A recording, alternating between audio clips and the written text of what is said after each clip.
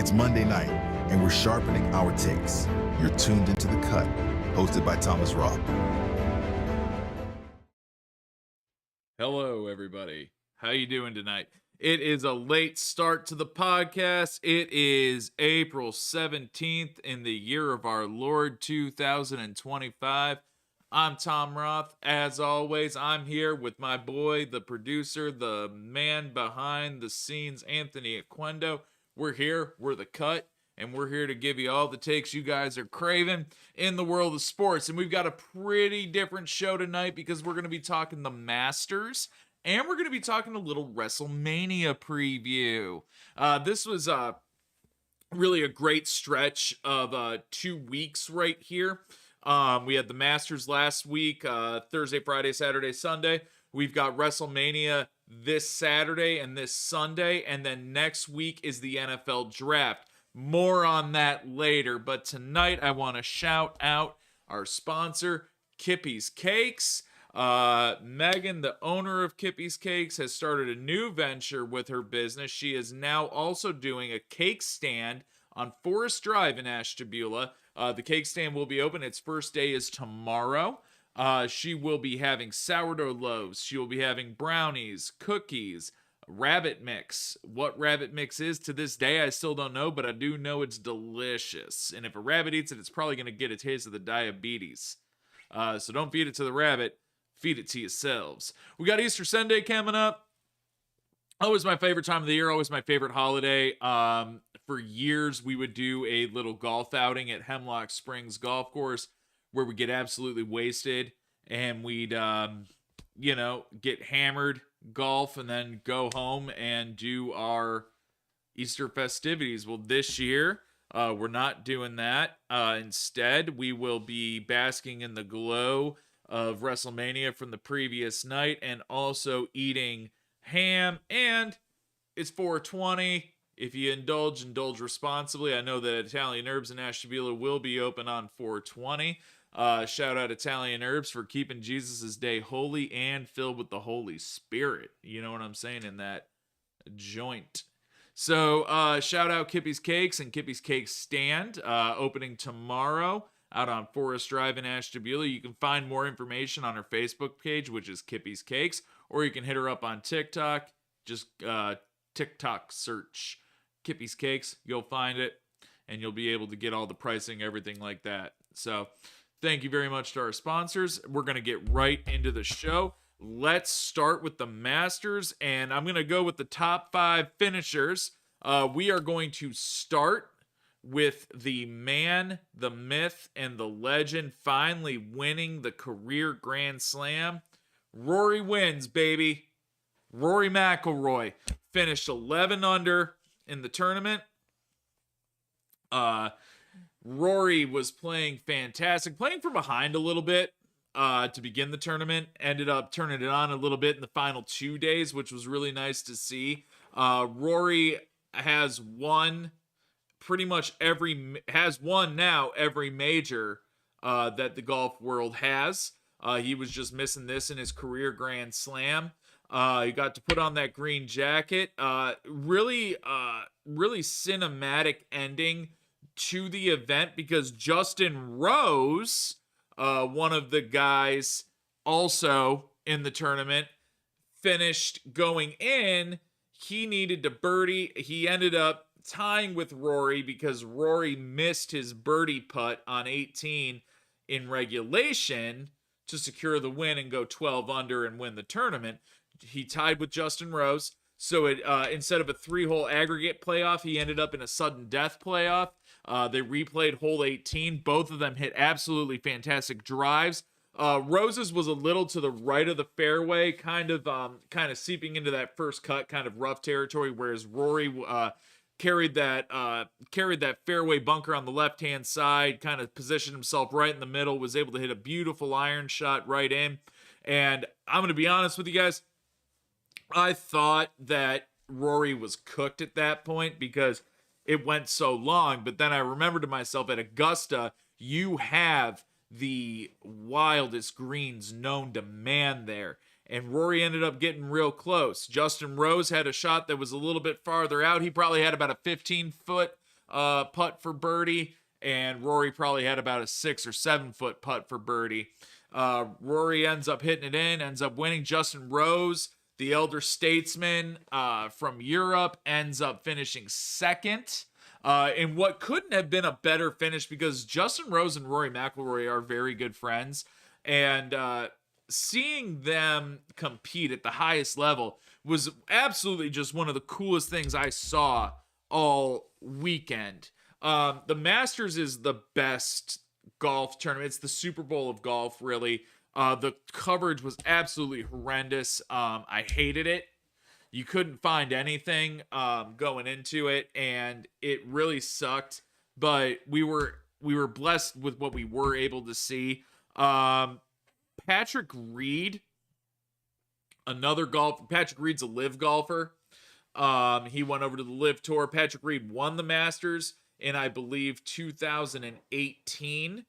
So he already has a green jacket. Patrick Reed was, he was in the top 20, top 15 pretty much from Friday on. I didn't really think that he was a real threat, but Patrick Reed ends up holing out for a really nice eagle shot and gets himself into contention towards the end of the tournament. Patrick Reed, a very polarizing figure in the sport of golf. No one really seems to like him. He's been called out for cheating quite a few times. He's been caught cheating every time. But it seemed like he played a gentleman's game that day, and he looked to be the Patrick Reed that we've all hoped to see.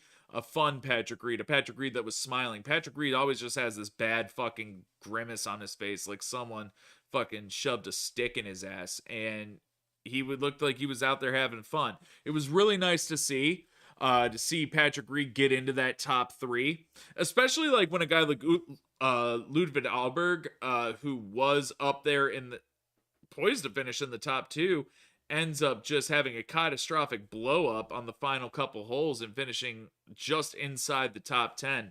So that really shows you guys just how crazy the scoring is in golf. You could be in first place and then one bad hole, you're all the way out of the top 10. We now go to Scotty Scheffler, who finished 8 under at 4th. Scotty, the defending champion, he's a 2-time Masters winner, looking to go for the 3rd. Couldn't get it done.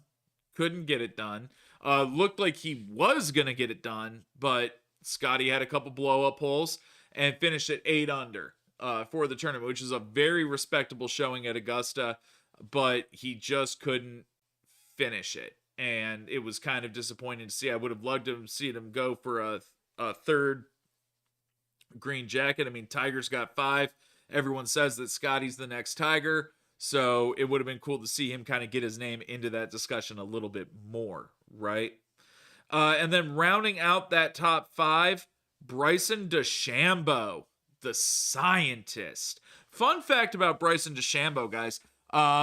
Golf, if you're not really into the world of golf clubs all have different sizes, and they're all meant to have different sizes because of different lofts, different shafts, different lies, everything like that. Bryson DeChambeau has printed his clubs to all be the same exact length. So he goes out there with his own, pretty much, I think that they're Cobra clubs that he's printed, and it seemed to be working for him this past weekend, and I thought that Bryson might actually be able to get it done. But what ended up happening in classic Bryson fashion is Bryson is such a power hitter. His short game is great, but it's not elite, right? And you need to have an elite short game and putting game when you play at Augusta. He was showcasing a much improved short game, but his power is such that sometimes he can't control those shots. He ended up slicing, drawing, and had a blow-up day, really. People talk about blow-up holes. He ended up having a blow-up day and got himself out of contention very quickly after passing Amen Corner. Something like that. These 2 live golfers finished in the top 5 of the tournament. So we talked last week a little bit, and we said, hey, if a live golfer wins the event, what's that mean for the future of golf? Well, a live golfer didn't win. A PGA golfer won who espoused the live tour, And now you have two live guys, one live guy who isn't even really renowned anymore as he was 7 years ago in Patrick Reed, and one guy who's the epicenter of golf social media and content creation in Bryson DeChambeau. You've really seen how live golfers, when they're at the top of their game, they can hang with the PGA guys. A lot of them were PGA guys. But golf ended up getting a treat this past weekend because we got to see epic battles. It was an absolute insane end to the weekend because Justin Rose is killing it the first 2 days, right? He's so far ahead of everyone, and everyone's saying, who's going to catch Justin Rose? Who's going to be able to catch him? Who's going to be able to bring him down a pedestal, right? And it ends up being the Irishman, Rory McIlroy, who charges back. Rory's known for getting in his head. Rory's known for really not performing in the big moments anymore, like as opposed to when he was younger and he defied all those expectations. Now he's put the weight of the world on his shoulders, golf-wise, carried the PGA when Liv came around, and he parlayed that hard work and that perseverance into a Masters win.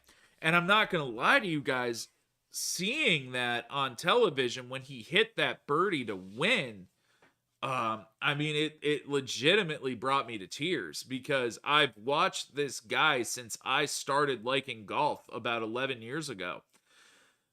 I've been following Rory and just have been admiring his swing and his dedication to the game, and he could just never push through and win. And there were many people on social media who shared the sentiment with me. I'm tearing up watching a 5'9" Irishman get a green jacket. Like, if you tell that to anyone who doesn't know what golf is or who Rory McIlroy is, they'd be like, what the fuck is wrong with you? But unless you understand it, you're not going to get it. Rory has been at the top of the game and has never been able to take home the big one. It's kind of like when Peyton Manning was at the top of his game and winning and winning and winning, but he couldn't get to the Super Bowl. He couldn't beat Tom Brady. He couldn't get there and win. And then Peyton finally does it, right? He does it against the New Orleans Saints back in 2009, I believe it was. And you saw finally a man that you revered and you love go in and win. It just made me tear up. That picture of Rory that I showed on there was one of the pictures that really encapsulated what was going on. And it was just straight up emotional. It was one of those things that I don't think will ever be replicated. I don't think it can be replicated. It's as close to, in my estimation, in my lifetime, of when the Cleveland Cavaliers won the NBA title back in 2016, the emotions that I felt. Finally, the team or the person that you've been behind for years has finally done it. They've finally gotten in and they finally won, right? It was a great feeling. I was tearing up. I was so happy for Rory. And I hope that he can do it again. I really do. Rory McIlroy is everything that's right with the game of golf. He plays the game the right way. He says the right things. He espoused a ton of money to stay on the PGA Tour and play in the Professional Golf Association and play at a very high level. So could Rory retire from golf now? He's done everything that someone set out to do, and he's not getting any younger. Rory does need to win a Ryder Cup. Rory does need to maybe win a couple more small events, but outside of the Masters, there was really nothing left for Rory to prove, and he's young enough where he could go and he could make appearances if he wants. He doesn't need to golf in every event anymore. He won the Masters, so he's always invited back. It's just one of those things where I don't see a point in him continuing golfing because there's nothing left to prove. Rory has a Hall of Fame resume already. Just adding to it would be absolutely spectacular. But if that's the last time we see Rory McIlroy golf as a professional in the Masters, like if he retires at the end of the season this year, which I'm not saying there's ever been an indication that he will. I'm just saying like it could be a distinct possibility that he does because he doesn't have anything left to prove. I'd be okay with it. I'd be okay with Rory riding out into the sunset the way that he did. And what does it mean for Liv outside of Patrick Reed and our boy Bryson DeChambeau? The Liv golfers had a less than impressive showing in the tournament.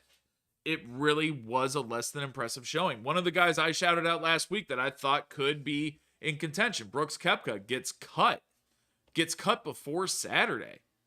And Brooks is one of the best golfers in the world. So it made me kind of wonder, does the Live Tour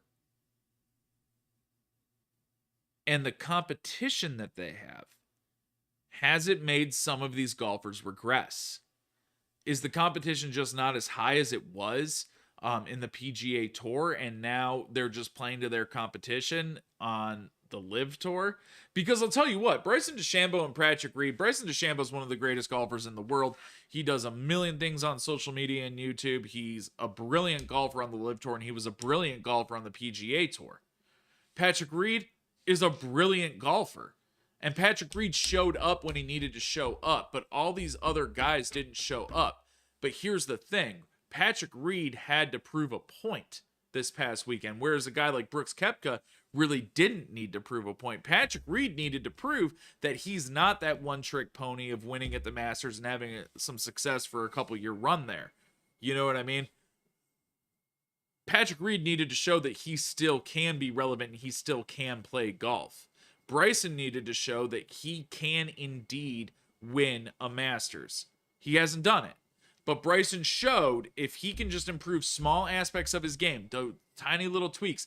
I think Bryson is a early favorite for next year's Masters win. I truly believe he learned quite a bit from his blow-up day. He's going to go back into the lab. He's going to get better because that's what Bryson DeChambeau does. He gets better. He gets better every week, every month, every year. Bryson DeChambeau has improved. It doesn't matter what body style he's rocking, the super jacked fucking rageaholic, the skinny little nerd coming out of college, or the more manageable human specimen that you see before you now every week. Bryson is able to get it done, right? He couldn't get it done this past weekend, but I do believe in the future we will see Bryson DeChambeau putting on a green jacket as early as next year. It was an awesome thing to see. The commentary and the coverage, ESPN should be absolutely ashamed of themselves. It was more difficult than ever to watch the Masters.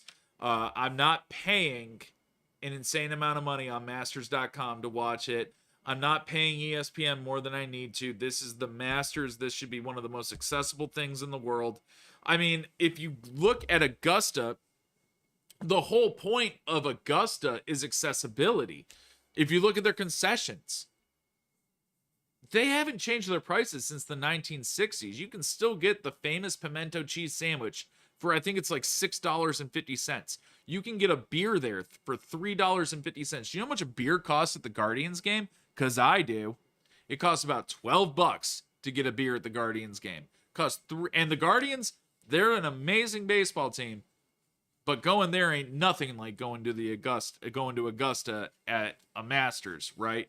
They're still selling things cheaper there. Accessibility is the whole thing of the Masters. Affordability, being able to go there and enjoy yourself for the weekend and not pay an arm and a leg in concessions. ESPN should take a cue from their book and make it more accessible for everybody to be able to watch. Golf is one of the more expensive sports to play, but that doesn't mean it should be one of the more expensive sports to watch. The greatest thing about golf that we saw in COVID time was how accessible it was for everyone. Golf was one of the only things that was open during COVID that you could go and actually do. Courses were open. They were letting you go out. They were letting you play golf. More people than ever were playing golf. The game has grown so much in the past 5 years. And I feel like ESPN is stuck in the past. There is no way that we shouldn't have been able to follow our favorite players at any time and been able to see all the shots and not have to fight through paywalls. I had to sign into my ESPN Plus account no less than 10 times over the weekend because it just kept logging itself out. I have no idea why. No idea why. It's never done that before. And I don't think that that's a coincidence. I don't think that that's a coincidence. It was more annoying than anything to be able to watch this Masters. And what I was able to watch was absolutely amazing golf. I've never seen golf this great. The competitiveness, the drive between all these men, it was something amazing to see. Now, a couple of my favorite golfers that are out there right now, like Minwoo Lee, unfortunately missed the cut. Shatith Thagala, Akshay Bhatia, they didn't contend like I thought that they would. Xander Schauffele, who I actually picked to win, was out of it pretty fucking quick. And it kind of blew my mind because Schauffele's game is designed for Augusta. His short game is impeccable. His putting's amazing. And he just couldn't get a consistent swing going. Max Homa, friend of the show. He's been on the show before. Justin Mixer and I were talking on Saturday. Homa was afraid to hit the ball. The nerves were taking over on him. That shows you how intimidating that course actually is. One of the best golfers in the world. One of the greatest shit talkers in the world. Max Homa was reduced to literally shaking before he would take a swing. Some people just aren't built for that course. And it was more apparent than ever this year. Some of the biggest names got cut, and some names that we've never even heard of were going up the board. It was insane. If you guys are on the fence about golf, if you guys aren't golf people, I encourage you to watch a replay of the Masters or maybe even tune in next year because you will be pleasantly surprised at how engaging this game actually is. It's the most accessible sport in the world. You can go to the Goodwill, you can find yourself a driver, a 6-iron, a 6 through 9 iron, a pitching wedge, and a putter, and probably pay $20. You'll probably pay $5 for a used bag, and then run on up to Dick's Sporting Goods, or actually Dunham's out here in Ashtabula, and get a thing of noodle balls for $16, and you're in business. You're in business. All you need is a glove. You need a nice pair of shoes. I recommend khaki shorts and a collared shirt, and go out. Don't dress like an asshole. Go out there and play and have a good time. That's what I love about golf, is that it's so accessible. And it's always been accessible. But I just feel like ESPN kind of dropped the ball on that this year. It was a great event. I was very pleased to see the outcome. Rory crying. There's an iconic picture of Rory kneeling down and like his hands over his head. Fun fact, Anthony, do you know who the photographer of that was? For the Masters? I'm sure you saw it on Facebook, the iconic photo that they took. No, I did not. Okay, the Cincinnati Reds are paying him $3.75 million this year. The photographer? Yes. Who is it? Ken Griffey Jr. Ken Griffey Jr. is a photographer? He is a professional photographer now, and he took that shot. And how much are they paying him? They're paying him $3.75 million in deferred money this year. Wow. Hold on. Yeah, isn't that crazy? I'm looking this stuff up right now. Is this the one you're referring to? That's the picture right there. This is it? It's burned in my memory forever, and I will be framing that at my house. This one right here. Yeah. Let's see. Oh, yeah, if people can see it. That one? That's crazy. That's terrible resolution here, but let's terrible resolution. But Megan and I actually were talking during the event. Recently, my wife and I have decided that we would like to try for another child. And I said, you know, the worst part's going to be coming up with a name for the fucking kid. You know what I mean? Like, because it's going to stick with them forever. And half jokingly, I said to Megan, hey, if Rory wins the Masters today, because it was looking like he wasn't going to because he blew his chance on 18, you know what I mean? I said, hey, if Rory wins the Masters, boy or girl, we can name the kid Rory. And Megan goes, yeah, we could. And I said, so is it a deal? And she said, deal.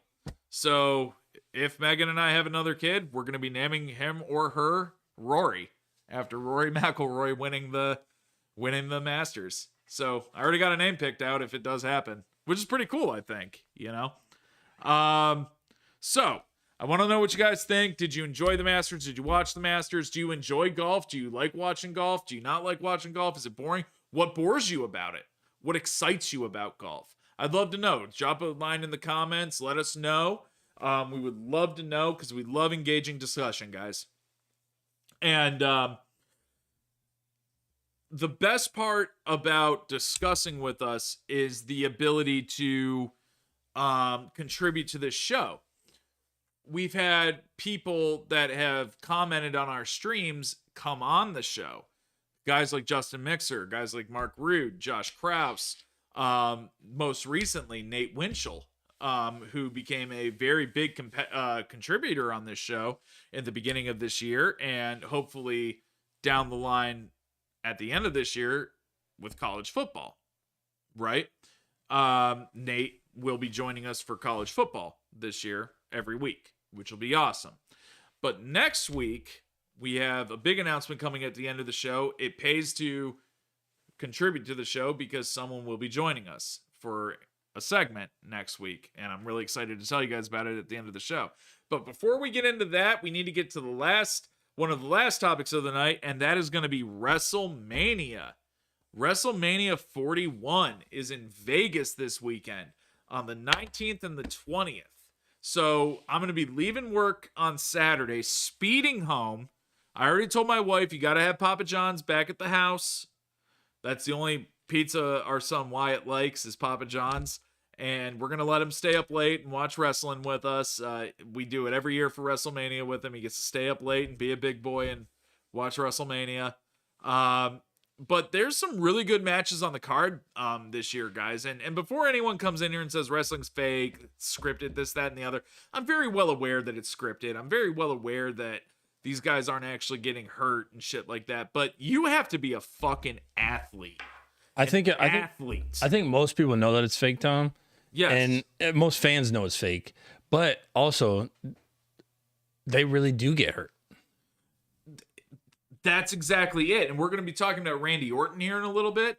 Randy Orton's match is actually adjusted now because of an injury.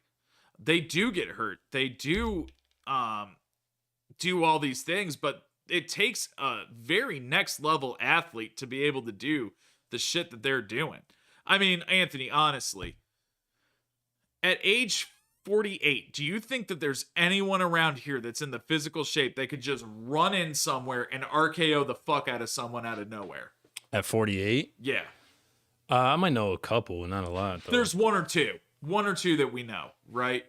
But Randy Orton, I mean, he's had neck surgery, he's had everything in the world, and he comes back and he's built like a brick fucking shithouse. Literally looks like he was carved like the statue of David. Like just the most jacked individual I've ever seen. He's wrestling this weekend. Randy Orton might be my favorite wrestler outside of Cody Rhodes. Because you guys got to remember, I just started watching wrestling about 3 years ago. I didn't even know The Rock was a WWE wrestler until 2020 when they had WrestleMania on ESPN. And my wife made me watch it. And I said, what the fuck's The Rock doing there? And she's like, he's wrestling. Oh, they probably just needed people because of COVID, right? She said, no, he's been a wrestler for years. I had no idea. No idea. I just thought The Rock was like a name like Seal or Prince. Like just a clever like nickname because he looks like a fucking rock because he's so fucking huge. So that blew my mind. But WrestleMania, it starts Saturday and ends at night on Easter Sunday. And Anthony's got the card up there, and I'm going to touch on a couple matches because there's a lot to go through, and some of them don't have big names in it, right? But the first one, there's a title match, and John Cena is going up against Cody Rhodes for the WWE title. Now, Anthony has a picture of what John Cena looks like now. Does not look like the John Cena of old. He's getting a little bit older. Can you see him in there, Anthony? Can you see him in that picture? In the picture that I have up? Yeah. Yeah, you can see him. Because usually you can't see him. Because of fair the enough. Fair enough. Can't see me, right? Touche. So John Cena's wrestling Cody Rhodes for the title, and John Cena is now a heel. He's now heel Cena.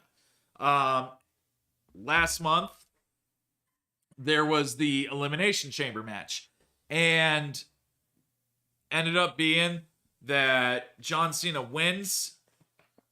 No, it wasn't Elimination Chamber. It was Royal Rumble. John Cena ended up winning, came in second place in Royal Rumble to Jey Uso.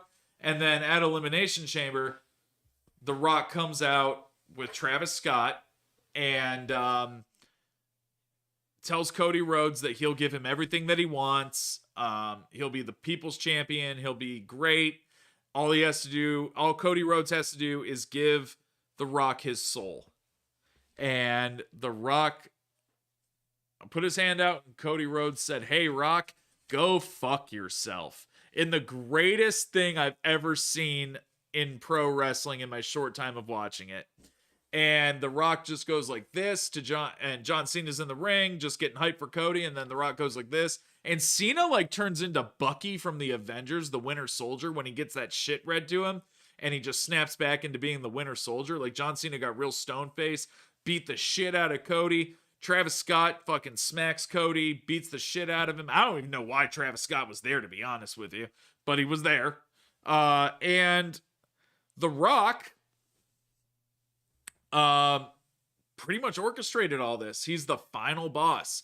Last year, Cody Rhodes was facing Roman Reigns for the title in a rematch of the year before, and he had to go through The Rock. Well, John Cena helped in that match. He helped Cody. He came out and got Solo Sikoa out of the ring because last year was Bloodline rules, so Roman Reigns could have all the Bloodline helping him. Cody couldn't have anybody.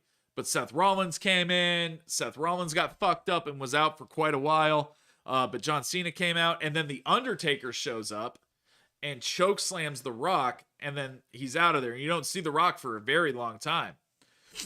But you're going to see Cena versus Cody Rhodes right now. And Cody Rhodes is the face of the company right now. He is the face of WWE. He's a babyface, the son of one of the best mic people of all time, Dusty Rhodes. I love Dusty Rhodes. I feel like if I had long blonde hair, I kind of look like him. I have the same kind of body as Dusty Rhodes. He's kind of my hero. And I love how he just says daddy after everything. I think that's awesome. But you're going to see them fight. And Roman Reigns had a very long championship reign. It was like about 3 years that Roman Reigns held the belt. Cody has held it for almost a year now. So I've really sat down and kind of talked about it with a couple people and brainstormed, is it good for the WWE if Cody Rhodes wins? Because if Cody Rhodes wins, he retains the title. If he loses it to the first time John Cena's ever been heel in the history of his time with the company, and he gets his 17th title, which is historic. And John Cena was the Cody Rhodes of the company for a very long time. People loved John Cena, but eventually they started saying Cena sucks, Cena sucks. And Cena's been playing that up big time. Like, you guys wanted me to be a heel so bad. Well, I'm a heel now, and I'm going to win any which way I can. So if we have Cody win and he keeps being this baby face and he retains his title and everything like that, will the fans start turning on Cody? Because Cody is so over with the company right now that seeing the crowd turn on him would almost be like heartbreaking, because this is a guy, he's the son of a plumber. He's embodies the hard work and like sacrifice and pulling yourself out of like a dark spot, everything like that. He does all of that in his mic work, right? I think that Cody is going to lose to John Cena. I think that Cena is going to win his title. You're going to see a lot of stuff happen if that occurs. Cody's going to have to go on a redemption arc. And Cody's best arc was when he was trying to get the title from Roman Reigns. He had to finish his story. well, this could be a new chapter in Cody's story. And then if John Cena wins, this is his last year. This is his retirement tour, right? Who better to take John Cena, the living legend of WWE, out at the end of the year at like War Games? Who do you think I'm going to say, Anthony?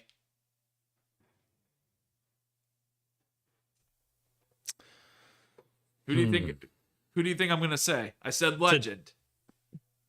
To take out John Cena? Yeah, like, because John Cena's a legend. There's one guy that can take out the legend, John Cena. The Rock? No. Randy Orton. Because Randy Orton's thing has always been the legend killer. Oh, yeah, that's true. Right? And a couple weeks ago, Randy Orton was on talking to Cody and telling him how proud he is of him and everything, but he's coming for that belt. He didn't say he's coming for Cody. He said he's coming for the belt. So if Cena wins, Cena holds it for a while, you know, and then to end his time in the WWE, Randy Orton, the legend killer, takes out John Cena, and it can set up a rivalry between Cody Rhodes and Randy Orton, which is, I think, what everybody wants to see. The new legend in WWE versus the legend killer. Who's gonna win? And that could parlay into WrestleMania. That could go as short as Royal Rumble. Because somehow, some way, The Rock's going to be involved. The Rock has built himself up in this company now as a mouthpiece and not a wrestler. He's more present than Triple H is right now. But The Rock's also on the board at TKO. So you're going to see, I think, The Rock be more present if Cena wins. Because I think he's kind of serving as almost a pseudo manager type role for him right now. Because he orchestrated John Cena doing all this, everything like that. So it could be one of those things where we see a whole new era of competition in the WWE and a whole new time of alliances and factions, right?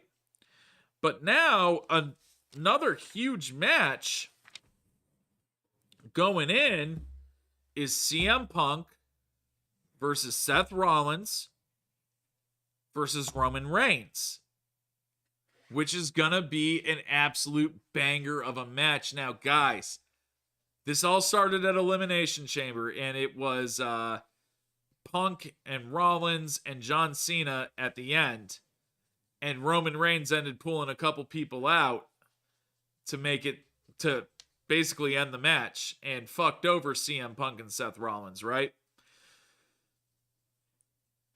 Earlier in the wrestling season, back at War Games, there's a man who is affiliated with Roman Reigns, and his name is Paul Heyman, who might be my favorite guy on the mic of all time. Paul Heyman's fucking ridiculous. He's the greatest human being in the world, I think. But Paul Heyman has a lot of history with CM Punk, but he also is the manager and the wise man for Roman Reigns right now. Roman Reigns and his bloodline, right? So CM Punk said at War Games, Roman, if I help you, Paul owes me a favor. And no one knew what that favor was. 2 weeks ago, CM Punk comes out and says, I'm going to tell you what the favor is. In my corner, in the triple threat match, will be Paul Heyman. And Roman Reigns says, wise man, let him down easy. That's not happening. And Paul Heyman, in true Paul Heyman fashion, I can't do that, my tribal chief. And is like crying and shit like that. It was fucking cinema, really. And so Roman gets pissed. And deservedly so, because I mean, him and Heyman have been together a long time. Well, last week, Seth Rollins comes out, and Seth Rollins calls out Paul Heyman's out there talking, and then Seth Rollins comes out and starts saying, you know, Paul, none of those guys really respect you. I think that you're mainly just a pawn in this game, and I think that you should recuse yourself from the match. And Paul Heyman goes, why the fuck would I do that? And Seth starts like smacking him and stuff like that, kind of pushing him, and says, I'd love to recuse you right now.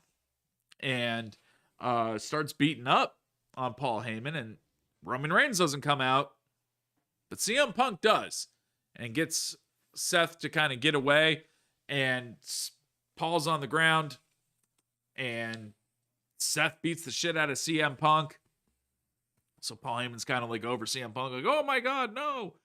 Seth Rollins runs over to do his stomp, which is like his move, and stops short and doesn't do it to Paul. And Paul Heyman's looking up at Seth Rollins, and Seth goes, now you owe me a favor. So Paul Heyman's all sorts of conflicted right now. This is going to be an absolutely amazing match.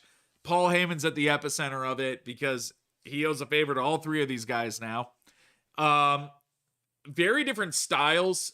Seth Rollins is one of the more over guys in WWE. CM Punk is an all-time favorite for many people. I don't really see it. I think CM Punk's a better actor than he is WWE wrestler. I've seen him in some horror movies. I've seen him in the show Heels, where he plays a wrestler. Absolutely fantastic show. And Roman Reigns, I mean, he's the tribal chief, man. You got to acknowledge him. You know what I mean? Like, you got to acknowledge Roman Reigns. I would love to see Roman come out of this match as the winner because Roman Reigns kind of has been shit on a little bit lately. He lost his title last year. I don't think that they make him lose at WrestleMania 2 years in a row after pretty much being the gold standard of WrestleMania entertainment. People want to see Roman Reigns succeed and win. I think everybody does want to see him win. It's going to be I think it's going to be the best match of Saturday night. It's a triple threat match. Absolutely amazing storyline going on with it right now. And I think that we'd all do well to see. I think nobody will lose because whoever participates in that match is a winner. That is one of the best booked matches right now. And story-wise, the story is absolutely amazing behind it. And WrestleMania is all about the pageantry. So there's definitely going to be some story behind it. They're definitely going to be following up with it. This isn't like a one and done type thing. This match will ripple for the rest of the year. Then another match, Jey Uso, Yeet, is going up against Gunther, the basically a Nazi in WWE. He's fucking awesome. Not Nazis, but Gunther just like acting that way and really playing up that German nationalist type thing. It's pretty fucking good. So Jey Uso, little tiny Samoan kid going up against Gunther, the big German guy. Very different clash of styles. Gunther's more brawn and just powerful, whereas Jey Uso is more of like a super kick, high flyer, frog splashes, that kind of thing. I think that we're going to see an absolute banger of a match there. Gunther held the Universal title for quite some time. He was an unbeatable force, but Gunther has shown some vulnerabilities in past matches. He's been resulting a lot more to cheap shots and everything. I think the aura and mystique of Gunther's kind of going down. Jey Uso is super over in the company right now. When Raw was in Cleveland about a month and a half ago, he came out and he was wearing a brown and orange outfit and brown and orange Nike Dunks, which I thought was sick, because it was in Cleveland, Browns colors, you know. He goes out there and does great mic work. Jey Uso is probably one of the best on the mic in WWE right now. He only says a couple words, like he just goes yeet. Which I still don't know what that means, but I think it's funny. Pat McAfee absolutely loves him. So does Michael Cole.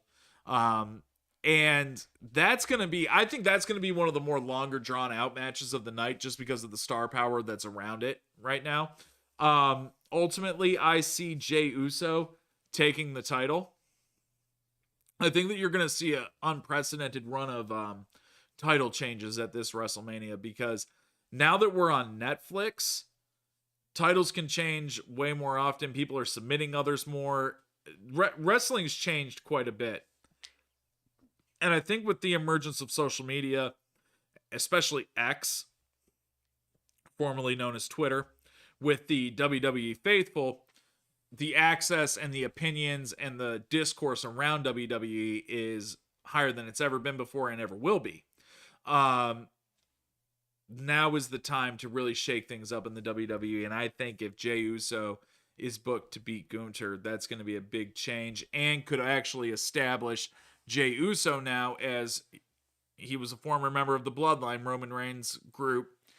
It could establish him as a champion now and give Roman Reigns something to aspire to get him back in that title conversation. Because Roman Reigns' contract's up in 2026, and he said he wants to do like a year or two more after that. So we're not long for Roman Reigns right now. So we need to eke everything that we can out of him, right? So giving him a story to maybe go up against Jay, or Jay and Jimmy, Jay's twin brother Jimmy Uso, in like a tag team match, something like that. Maybe rebuild the bloodline would be absolutely awesome to see. I'd love to see something like that happen. I think the storylines in WWE are the best part. I love seeing the matches, but the storylines are really what gets me going, really gets my brain going. And I think that that's a really great scenario, and we could see something great with that. Will Jade Cargill beat Naomi? So Jade Cargill a couple months ago was attacked. She was knocked out of title contention for a while. She had to vacate her women's tag team belt with Bianca Belair. Ends up happening that one of her friends, Naomi, attacked her. So at Elimination Chamber, Jade Cargill came back and beat the shit out of Naomi and then left. And Jade Cargill is a brick shithouse, guys. She is a big bitch, and she is awesome. That might be the best women's fight of the night. I know Charlotte Flair's going up against Tiffany Stratton. I'm not really into that match. I love Charlotte. I think Tiffany Stratton's really lame. But Jade versus Naomi is going to be one of the best fights of the night. And then we talked about Randy Orton earlier, and Anthony said these guys really do get hurt. Randy Orton was supposed to go up against Kevin Owens for a match. Well, Kevin Owens has to get neck fusion surgery. He's actually hurt. And no, they haven't unveiled who Randy's going against at WrestleMania yet. A lot of people are thinking it's going to be Nick Aldis, the general manager of SmackDown, because they've been prepping him for a comeback, kind of. But I don't really think it matters, because Randy Orton, whoever he wrestles against, it's absolute cinema. Randy Orton is one of the best wrestlers in the business. He has been for quite some time. His theme song is unmatched. It was my number 3 played song on Spotify last year, for Christ's sake. I listen to it when I want to get pumped up.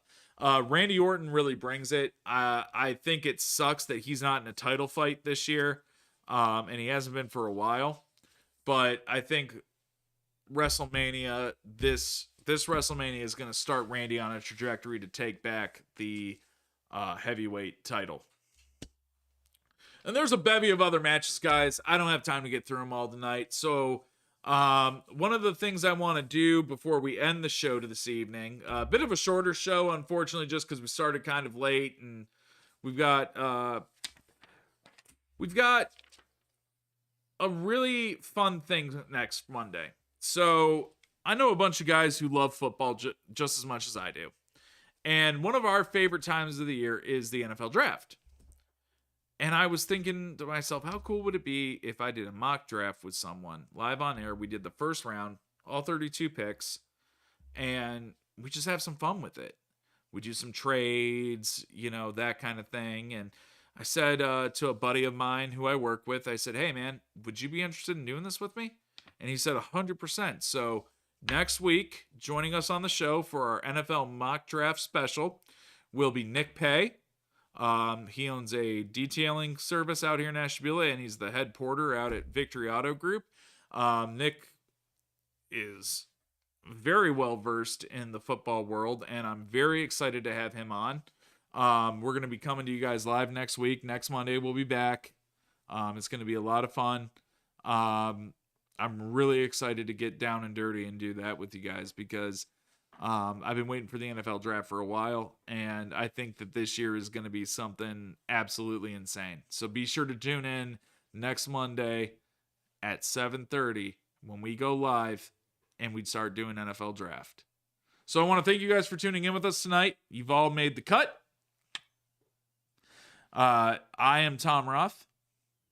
As always, I have Anthony Aquendo, my producer, the man, the myth, the legend, the man who keeps my brain sane during all this. I appreciate you, Anth. We're going to see you next week, 7:30 on Monday. Tune in for the NFL Draft Special. And if you guys have anything you want to say about WrestleMania, be sure to message us because I would love to talk about it with you guys off air and in the comment section. Have a great evening, guys. Be blessed. Enjoy your Easter. Hopefully we have some good weather. Eat a lot of ham and indulge responsibly on April 20th in the year of our Lord 2020.